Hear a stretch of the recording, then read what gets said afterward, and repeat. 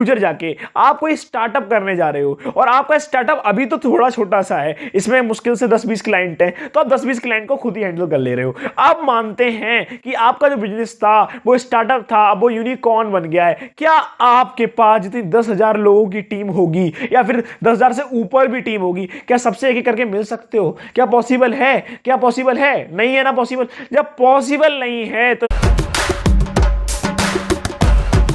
Hello दोस्तों, आपका स्वागत है स्किल्स 021 यूट्यूब चैनल पर। और आज डे है थर्ड और लेक्चर भी है हमारा थर्ड, जिसके अंदर डीबीएमएस के अंदर। तो डेटाबेस मैनेजमेंट के अंदर बढ़ने से पहले तो आज हम पढ़ने जा रहे हैं 3 टायर एंड 2 टायर सिस्टम। क्या?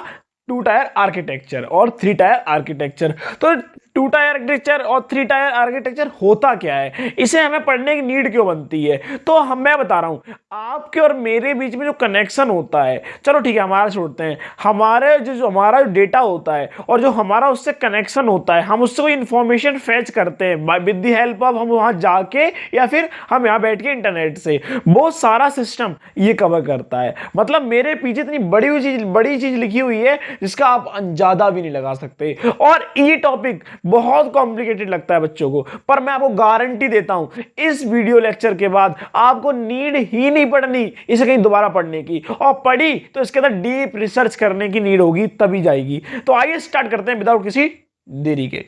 तो 2 टायर आर्किटेक्चर होता क्या है? तो 2 टायर आर्किटेक्चर पढ़ने से पहले मैं आपको समझाता हूं ये बेसिकली इसका मैकेनिज्म है क्या। इसका मैकेनिज्म ये है, मान लो हमारे पास क्लाइंट्स होते हैं, 1 2 3 क्लाइंट हैं, और ये हमारा डेटाबेस है जहां पे हमारा क्या है, डेटा स्टोर है जिसको हम फैच कराना चाहते हैं।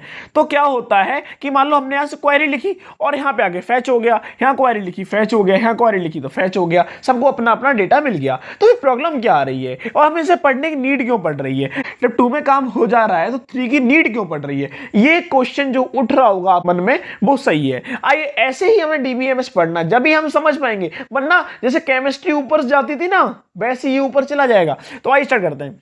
तो होता क्या है, जब हम इसे कनेक्ट कर देते हैं तो डेटा तो हम आराम से ले पा रहे हैं। तो ये होता है 2 टायर। 2 टायर मतलब ये ऐसे मान लो जैसे कि हम बैंक में जाते हैं, हम बैंक में जाके फॉर्म भर रहे हैं, चेक भर रहे हैं, पैसा ले रहे हैं विदाउट किसी ऑनलाइन ट्रांजैक्शन, यूपीआई की बात नहीं हो रही है, अभी आप बैंक में फिजिकली जा रहे हैं। तो यहां क्या हो रहा है, 2 लेयर सिस्टम बन रहा है। कैसे 2 लेयर? 2 टायर को आप लेयर भी बोल सकते हैं, कोई दिक्कत नहीं है। तो 2 लेयर सिस्टम कैसे बन रहा है? आप हो गए क्लाइंट, वहां पे जाके आप जो वहां पे बैठे होते हैं एम्प्लॉइज, वहां से आपने बोला कि ऐसे फॉर्म भरना है, वो आपको फॉर्म देंगे और वो आपके डेटा, जैसे आपने 1,000 रुपए लिखे या 10,000 रुपीज लिखे, आपने उसके अंदर 10,000 एंटर किया, और उसके बाद वो क्लाइंट जो वहां पे जो बैठा हुआ है एम्प्लॉय, वो आपको पहले चेक करेगा कि डेटाबेस में जाएगा, पहले क्वेरी रन करेगा सिस्टम से कि 10,000 है भी नहीं है, होंगे तो फिर आपको बता देगा और आउटपुट के थ्रू आपको ये पैसे यहां से विड्रॉल करके आपको पकड़ा देगा।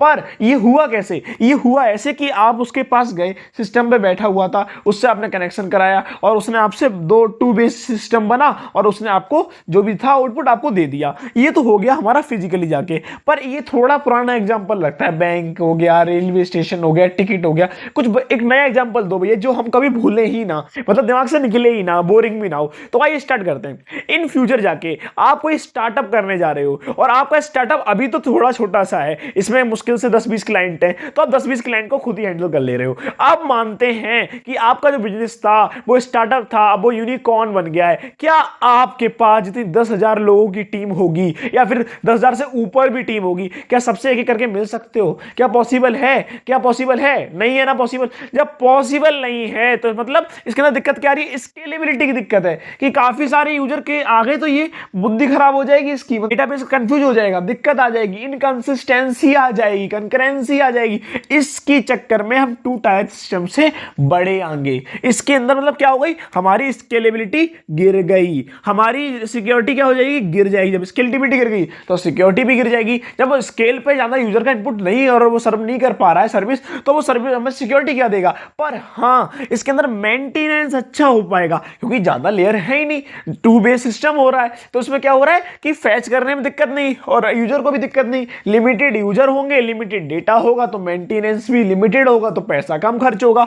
तो ये तो इसका एक ड्रॉबैक तो हमारे 2 हो गए, पर एक तो हमारे पास क्या है, मतलब अच्छा पार्ट है। तो कुछ चीजों के अच्छी भी चीजें होती है, कुछ उसका ड्रॉबैक होता है, कुछ उसके प्रो एंड कॉन्स होते हैं। तो देखो लिमिटेड यूजर होते हैं, तो बिजनेस वाला एग्जांपल आपको दे दिया, तो आपको समझ में आया टू टायर आर्किटेक्चर में होता क्या है कि 2 लेयर सिस्टम होता है। ये हमें क्या करता है, स्केलेबिलिटी हमें नहीं दे पाता, सिक्योरिटी हमें नहीं दे पाता, पर मेंटेनेंस में ये अच्छा होता है। लिमिटेड यूजर होते हैं, 1 to 1 इंटरेक्शन हो रहा है तो ये काम करता है, पर जैसे कि आप स्केल में ले जाओ तो ये थोड़ा डाउन हो जाता है। अब बारी आती है 3 टायर आर्किटेक्चर। तो 3 टायर आर्किटेक्चर का जो एग्जांपल भी आप देख रहे हो, डायग्राम भी देख रहे हो, वो डिफरेंट है, डिफरेंट करता है, सब कुछ सेम है, बस ये एक लेयर आ गई। इस लेयर को बोलते हैं बिजनेस लेयर, और बिजनेस लेयर को मैं थोड़ा अपनी लैंग्वेज बोलता हूं, इसे बोलते हैं फिल्ट्रेशन यूनिट। मतलब कि जो कोड, जो क्वेरी होती है। अब बारी आती है कि देखो इसमें बेसिकली होता क्या है, आप वहां पे फिजिकली नहीं जा रहे, आप ऑनलाइन सर्विस कर रहे हो, ऑनलाइन काम कर रहे हो। आप जैसे वेब पेज पे जाते हो, तो वेब पेज पे आपको बटन मिलती है, चेक बटन होते हैं, सब कुछ होता है। तो आप क्या करते हो, आपने बटन टिक मारी, फिल्टर लगाया, ये लगाया, वगैरह वगैरह, जो भी आपने कुछ करा, वो आपको लगता है कि सिंपली क्लिक करने से हो जा रहा है। उसके पीछे जावास्क्रिप्ट, CSS, HTML, काफी चीजें लग रही हैं, काफी कोडिंग लग रही है। जरूरी नहीं जावास्क्रिप्ट ही हो, क्या पता कोई और लैंग्वेज हो, PHP हो रही हो, C++ हो रही हो, जावा, वो किसी का भी कोड हो सकता है। क्या आपको कोड पढ़ने की जरूरत होती है? क्या कुछ आपको देखने की जरूरत होती है? नहीं होती है। वो सारा क्या होता है, ये हमें इंटरफेस प्रोवाइड करता है।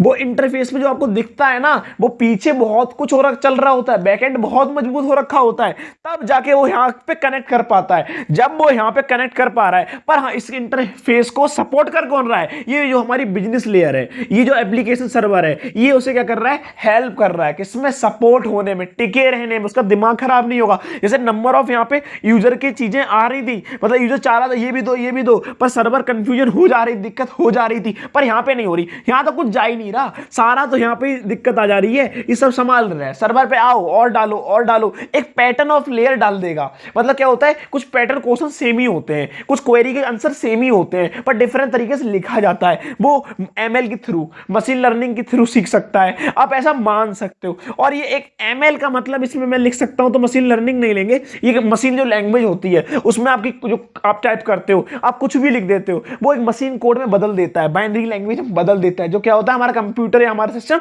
समझ पाता है। जावा लैंग्वेज के अंदर काम करता है, वो जाके आपकी जो क्वेरी रन होती है वो जावा में जाता है, आपका नंबर होता है वो जावा में जाता है, आपका यूपीआई आईडी जो भी होती है वो जावा प्रोग्रामिंग, जावा में इसके लिए यूज करोगे। मैं जावा पढ़ा चुका हूं, आप जावा को पढ़ सकते हैं हमारे यूट्यूब चैनल पे जाके। और कोई और लैंग्वेज पढ़ना है तो आप मुझे कमेंट कीजिए, हम उसमें भी आपको पढ़ा देंगे इसी तरीके से।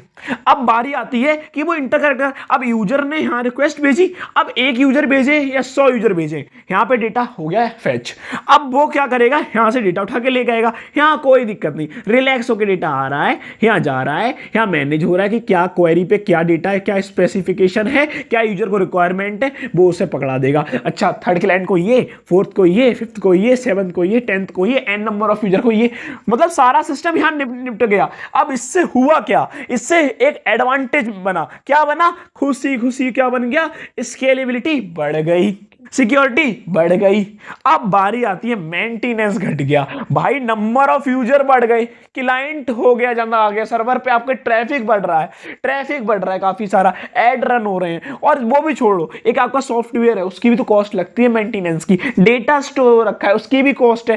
पर हाँ, आज की जनरेशन में, हमारी जनरेशन में, और बेसिकली इंपॉर्टेंट है, पैसे की दिक्कत आप लोग, मतलब ऐसा होता है ना, पैसे की दिक्कत नहीं है, पर हमें सिक्योरिटी 100% चाहिए। वो ये सर्वर बोलता है कि पैसे तो आप हमें देते रहो, हमारे पर पैसे लगाओ, पर हम आपको दो चीज देंगे, 100% देंगे, स्केलेबिलिटी आप दबा के यूज करो, और क्या दूसरी हमारी क्या होती है ये सिक्योरिटी, सिक्योरिटी भी हम आपको प्रोवाइड करेंगे। जब हमें सुरक्षा मिल रही है और हम कितने भी लोगों को ला सकते हैं, तो हमें पैसे देने में कोई दिक्कत नहीं होगी। पर हाँ, इस पे आप लोग आगे काम करिए फ्यूचर में, और क्या पता इस पे काम हो रहा हो, क्या पता इसमें कुछ हो रखा हो काम, तो सर्च करिए ना, ऑनलाइन विकिपीडिया पढ़िए, ऑनलाइन पढ़िए, उसे सर्च कीजिए, उसमें आपको अच्छे समझ में आ जाएगा। अब बारी आती है, इसका एग्जांपल कैसे हो सकता है, आपने जोमेटो पे ऑर्डर किया होगा, तो जोमेटो का इंटरफेस आता है, वो सब इंटरफेस इसी के होता है, वो सारा क्लाइंट सर्वर पे जाता है, सर्वर पे डेटा फैच होता है कि किसको क्या रिक्वायरमेंट है, किस किस लोकेशन में। आप मुझे ये बताओ, आप जो ईमेल आईडी से लॉगिन कर लेते हो, जो एड्रेस डालते हो ईमेल एड्रेस अपना,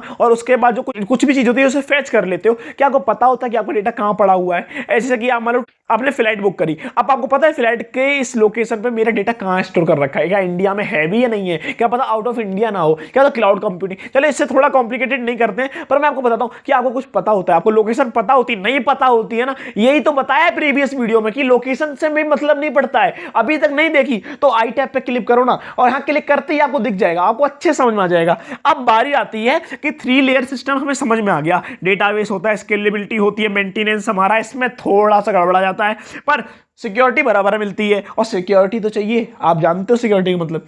अब हमें 3 टायर आर्किटेक्चर और 2 टायर आर्किटेक्चर अच्छे समझ में आ गया है। अभी भी कोई डाउट बचा है, अभी भी कोई दिक्कत है, तो यहां पे इंस्टाग्राम का भी लिंक आपको मिल जाएगा डिस्क्रिप्शन में, आप वहां पे जाके मुझे डीएम करके भी पर्सनल पूछ सकते हो। और उसके बाद भी आपको चाहिए कि स्केलेबिलिटी पे टॉपिक बनना चाहिए, क्या इसके बारे में और ब्रीफ देना चाहिए, तो आप कमेंट करो ना, आपको video with in a single day meal जाएगी। तो मिलते हैं नेक्स्ट वीडियो में। जय हिंद, जय भारत।